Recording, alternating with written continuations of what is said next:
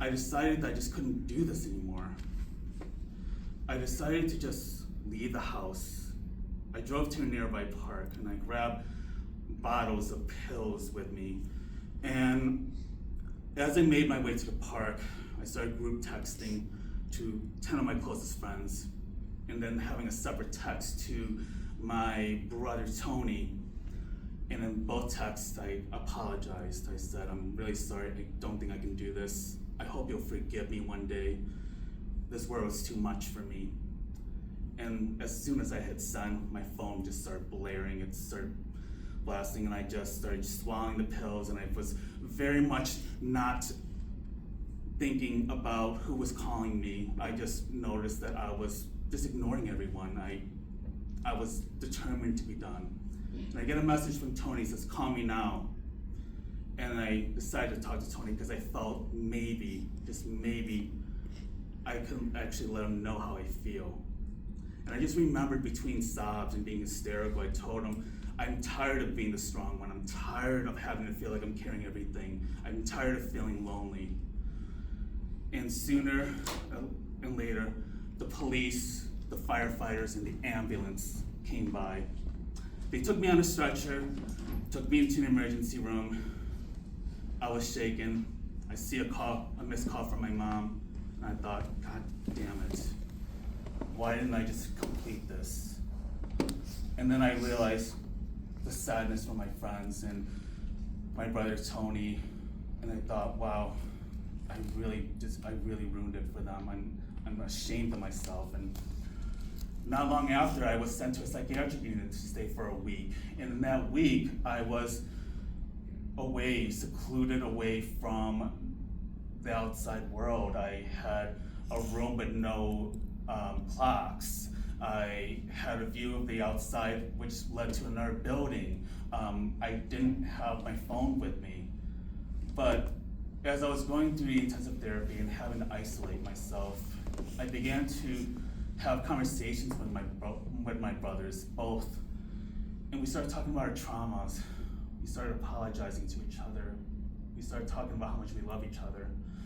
And this was the first time in so many years that we started having a real conversation, and not one that just felt so distant and frozen. And as I was leaving the hospital, I was going through the intensive outpatient therapy. I was doing the necessary work to rehabilitate. I was going on new medication. I was doing therapy. My life was just a therapy in session every day. But in the meantime, Andy's health began to worsen. There were trips to the hospital. My cousin would call me saying, well, Andy's not able to move. He's not able to walk. I had to give Andy a shower. My cousin actually had to wipe his ass at one point. So I was becoming very scared. Like, I said, Andy, what's going on? Are you taking care of yourself? Are you getting onto a new diet? He's like, well, yeah, don't worry about it. The doctor said I could eat whatever I want. And I was like, well, bullshit. Like, you obviously you can't be eating this because you're in the hospital again. And Andy said, you know, why don't you just shut the fuck up, Randy? Just stop it, okay? And I said, okay, you know what? Okay, that's fine. And I thought, there's no getting through him. And I thought, for the longest time, Andy felt like he had something to prove he had something to prove. He had a chip on his shoulder. He was going through, making sure that he got the best job. Even though he didn't graduate from college, he decided that he was going to make sure that he was going to excel more than me and Tony. He was traveling to work each week to a different city, but he was also really not taking care of himself. He was drinking caffeinated drinks 2 or 3 times a day. He was eating McDonald's. He was eating steak dinners. He was traveling anywhere he can go and just started eating out.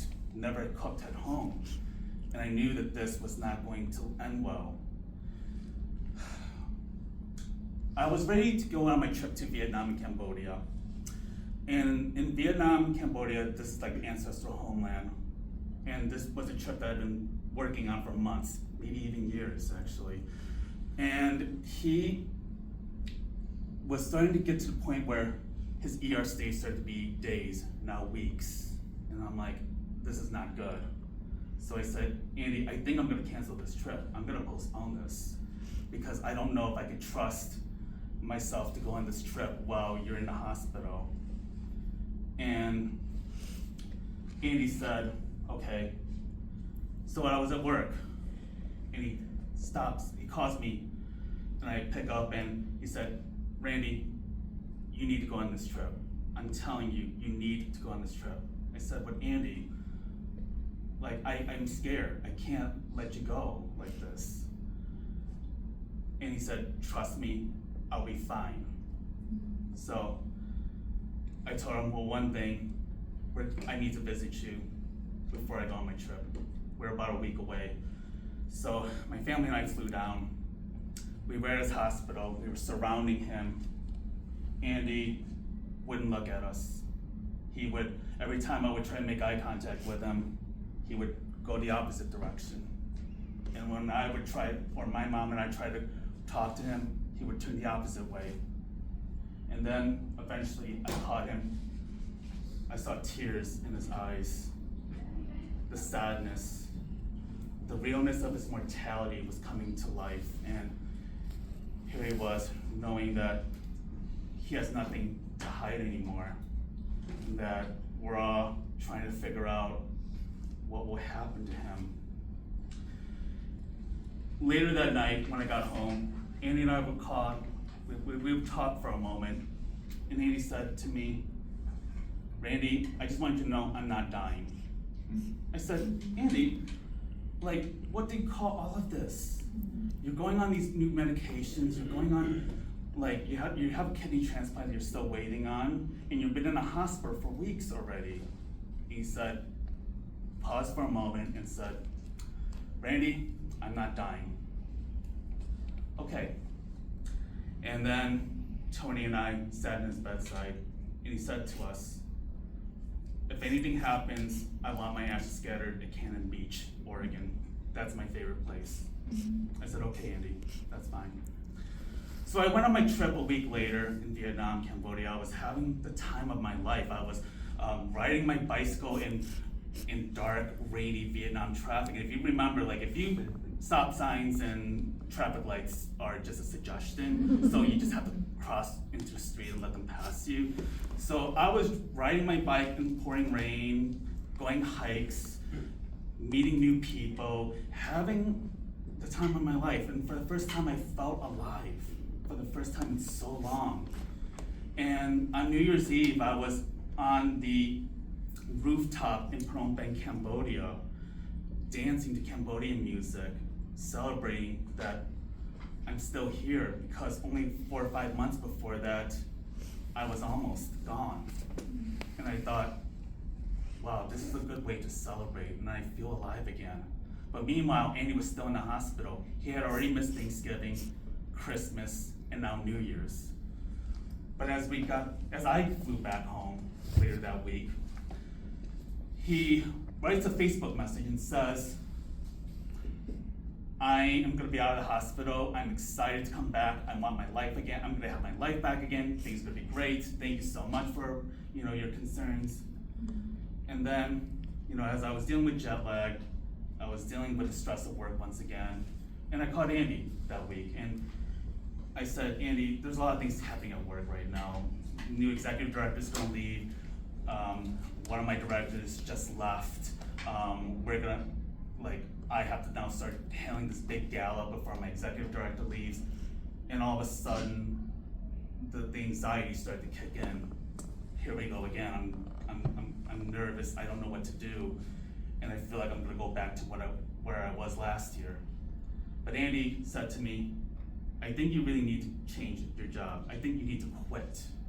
I said, well, Andy, I don't want to quit. I just started. I don't want to give up too soon. I said, Andy said to me, trust me, it's fine. You'll be fine. I know it. A couple of days have passed, and I hadn't talked to Andy in a while. But when I was coming home one night, I would hear my mom talking to Andy. This was like a nightly ritual she would have with him. And I came upstairs. Next morning, his lifeline alert comes on. It's fine because it shows that he's awake, he's moving around. couple hours later, as I was about to go on lunch, my mom asked me, well, did you talk to Andy? I said, well, not yet, I'm gonna call him. So I get on my phone and call him, no answer, and I'm thinking, this is fine, this is typical, like he tends to not answer his phone. It would take him forever to get back. Couple hours later, as I was winding down the day, I was about to shut my laptop and I got a phone call from my cousin's daughter, Victoria, and she said, Andy's gone. And I said, what? You gotta be kidding me. This can't be it, this can't be it. Like, I just talked to him a couple days ago. What just happened? What just happened? Why is he can't be gone. So, as the days would lead, I don't remember other than the fact that I had to work on the funeral. I had to work with my brother Tony to figure out the logistics, to be there for my parents who were deeply in grief. And, you know, along the lines, we started finding more things about him. Well, Andy's last meal was a McDonald's meal, and then also a meal from Wawa's. If you know Wawa's, it's like a gas station food. So he indulged, and it's like, here we go again. Like, I guess he got what he wanted. He ate what he wanted, and his car was double parked up in his apartment.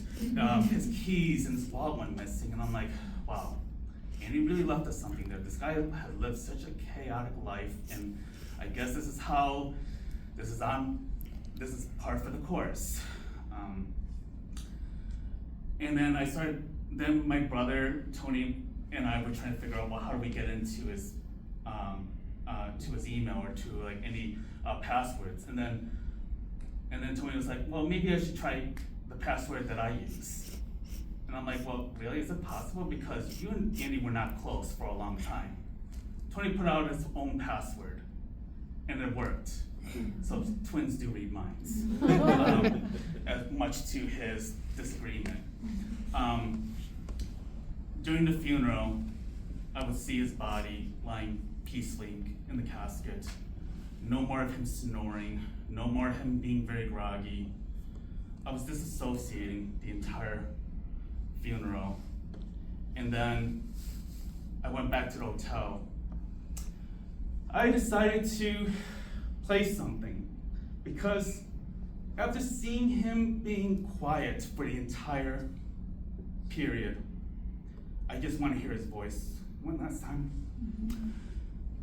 I listened to the voicemail that was dated August 12th, 2024.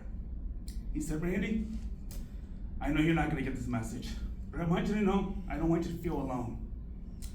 I just want to let you know I love you and that I'm always here for you.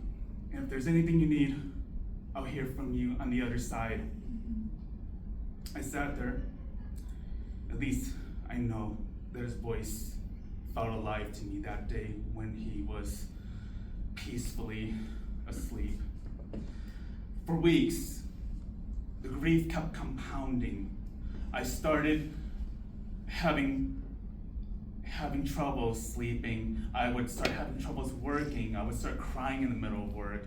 I would be reminded of places that I would go to that he used to work at. I would be on certain streets and all of a sudden certain childhood memories come alive.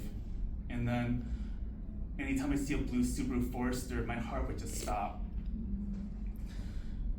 And after I realized that the next 2 months became so unbearable, I decided I'm gonna walk away from my work. I'm done. I felt like Andy was right all along. He knew that I needed to change, and I was gonna honor that. And I wish I could tell him that he was right.